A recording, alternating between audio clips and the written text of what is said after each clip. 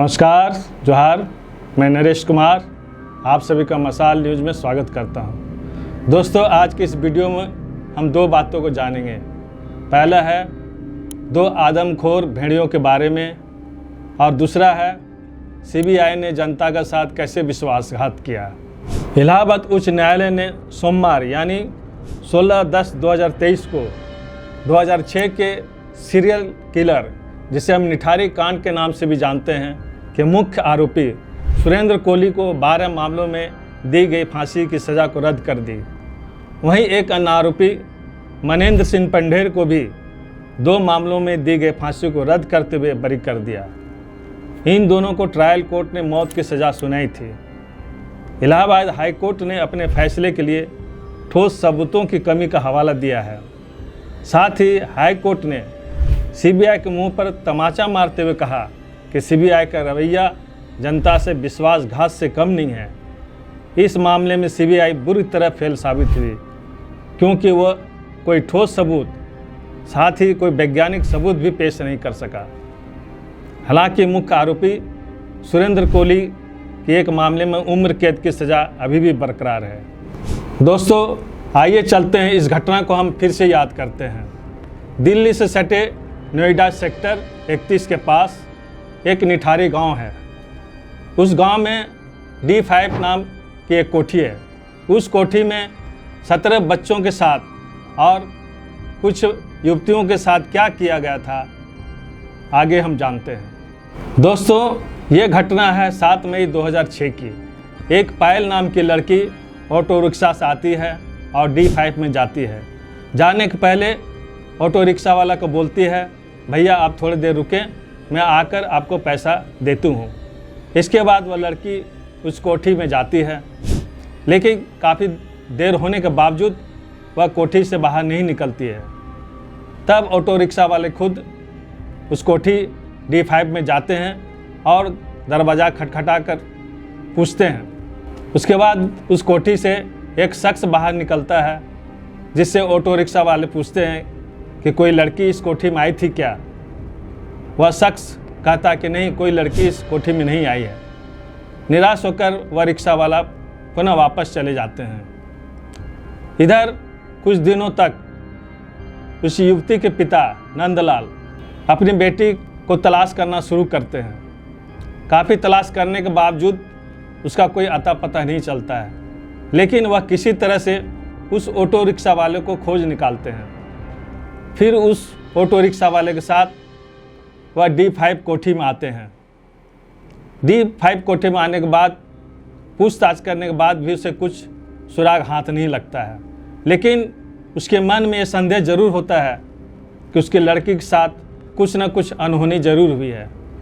इसके बाद पायल के पिता नंदलाल पास के थाना जाते हैं और अपनी बेटी की गुमशुदगी का रिपोर्ट लिखवाना चाहते हैं, लेकिन कोई भी पुलिस वाला FIR लिखने के लिए राजी नहीं होता है। बल्कि यहाँ तक कहा जाता है कि आपकी बेटी किसी के साथ भाग गई होगी, आप उधर खोजिए, हम लोग का ये काम नहीं है। ऐसे भी अब जानते हैं पुलिस का रवैया कैसा होता है। पुलिस वाले अपने आप को सबका बाप ही समझते हैं। इसके बाद मजबूर होकर नंदलाल कोर्ट के शरण में जाते हैं और कोर्ट से आदेश लेकर कर पुनः उस थाना में जाते हैं।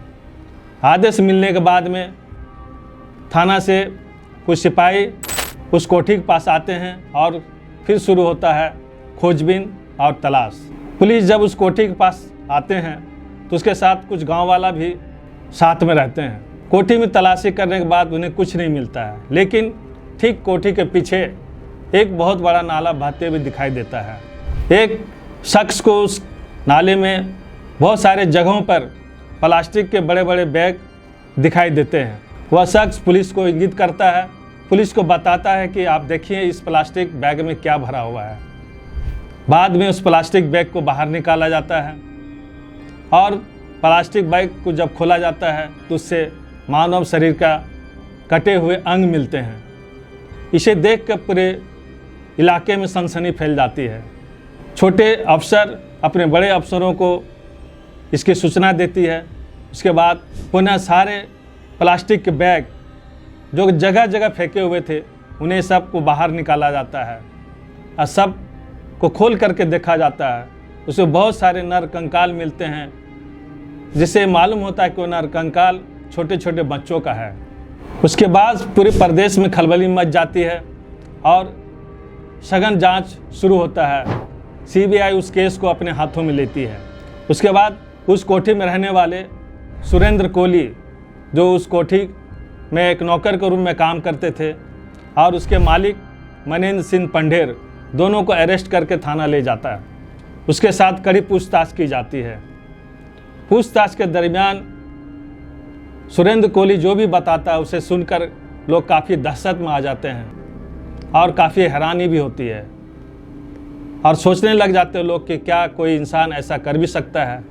अपने बयान में सुरेंद्र कोहली ने कहा था कि वह टॉफ़ी और चॉकलेट दे करके छोटे छोटे बच्चों को अपने कोठी के अंदर ले जाया करते थे।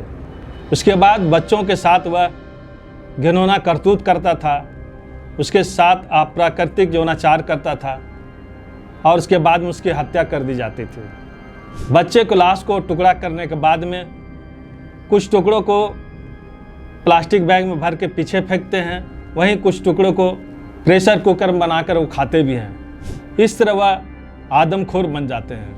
D5 कोठी के जो मालिक थे मनेंद्र सिंह पंढेर, काफ़ी धनी भी थे और काफ़ी अय्याशी भी करते थे। वह जब भी D5 कोठी में आते थे तो वह बराबर कॉल गर्ल को बुलाते थे और वहाँ चलता था शराब और शबाब का दौर। और ये कहानी एक नहीं 1.5 साल तक चलता है। इस दरमियान 17 बच्चों का अपहरण होता है। गांव वाले कहने लग जाते हैं जो D5 के बगल में एक पानी टंकी के पास कोई भूत रहता है, इसलिए कोई भी बच्चा जब उधर से गुजरता है तो गायब हो जाते हैं। लेकिन इसका वजह कुछ और था। जैसे मैंने बताया कि वह सुरेंद्र कोहली बच्चों को किडनैप करके अपने कोठी के अंदर ले जाकर क्या करते थे। पूरे देश को झकझोर कर देने वाली घटना में ये हैरान करने वाली बात है कि मर्डर करने वाले कौन हैं यह सब जानते हैं, लेकिन फैक्ट एविडेंस के साथ सीबीआई ने हाई कोर्ट के सामने ये साबित नहीं कर सका कि मनेंद्र सिंह पंढेर और उसके नौकर सुरेंद्र कोहली ही हत्यारा है, जबकि सीबीआई ने 11 जनवरी 2007 को ही यह केस अपने हाथ में ले लिया था। यही वजह रहा कि 18 साल बाद भी 18 मासूमों और एक महिला को इंसाफ नहीं मिल सका।